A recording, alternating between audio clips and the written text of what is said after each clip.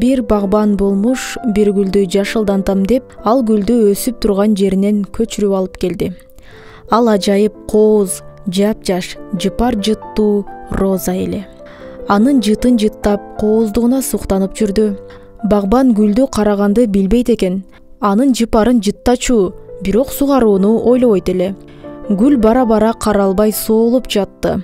Эмнеге каралбай калдым деп өзүн күнөөлүү сезип, мүмкүн тикенектеримди жулуп койсом, багбан мени карап сугарганга ыңгайлуу болобу деп тикенектерин жулуп чыгыптыр. Бирок багбан гүлдүн соолуп жатканына тек гүлдү гана күнөөлөп, ага азык берүү, топурагын жумшартуу дегенди түшүнбөйт да, ойлобойт да болчу.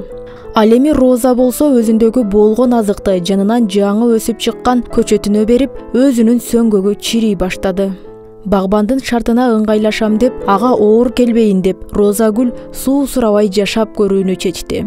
Ананда тамырларым көп жери ээлеп койду деп, өз тамырларын кыса баштады. Бирок багбандын сүйүүсү ашкан жок. Ал тескерисинче, канчалык роза гүл ага ыңгайлуу болом деген сайын ошончолук жактырбай жатты.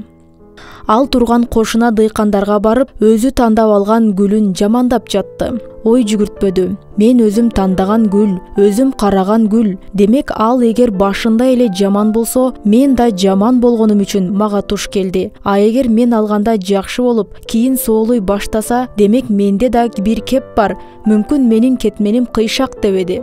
Тек гана роза жаман экен деп өзүн жабыркоочуга салып жүрдү. Анын кошуна дыйкандар ал багбанга башка гүлдөн көчөтүн алып келип отургуз, сен байкуш гүлдүн жыпар жытын жыттаганга акылуусуң деп кеп салышты. Сасык гүл алып алган экенсиң, сенин жаңы кулпурган гүл алууга укугуң бар деп күйлөшөт. Бирок бири да айтып койбоптур, соолуп бараткан гүлдүн абалына сенин тиешең, салымың бар, корооңдогу гүлүңдү гүлдөт деп. Ал багбан барып эми кызгалдактын көчөтүн алып келиптир. Розаны болсо ал эгилип турган жеринен козгоп, күн тийбеген жерге жылдырып жатыптыр. Бул тамсилдеги роза гүлү азыркы замандын айрым айымдары менен тагдырлаш. Анткени балдары, үй бүлөсү, өмүрлүк жолдошу үчүн өзүн курмандыкка чалып жүрүп, айым катары бактылуу болгонду унутуп коюшат.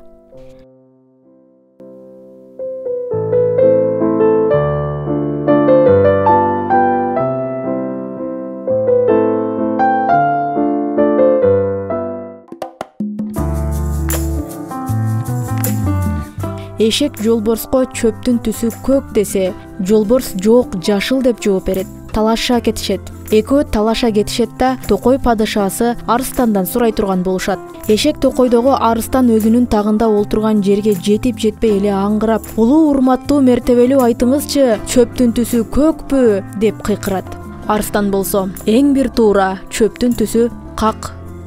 Эшек кубанып, "Жолборс мени менен макул болбой карама каршы чыгып жинге тийип жатат. Аны жазалап коюңузчу." Айбанаттардын падышасы жолборс 5 жыл сүйлөбөс болуп жазалансын деп жарыялайт. Эшек кубанычтуу секитип, чөптүн түсү көк деп айкырган боюнча жолун улап кетиптир.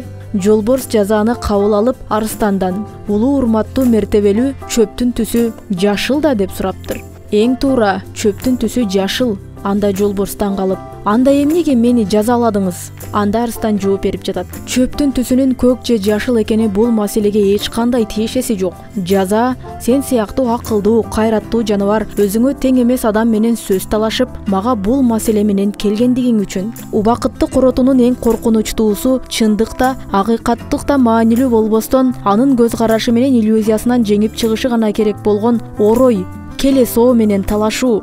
Эч убакытта күлкү келээрлик талаштарга убактыңарды кетирбегиле. Жек көрүү жана кордоо менен сокур болуп, канчалык далилдер менен көрсөткүчтөрдү көрсөтсөңөр да түшүнө албаган кишилер бар. Алардын жалгыз гана каалаганы чындыктан канчалык алыс болсо да жеңип чыгышы керек.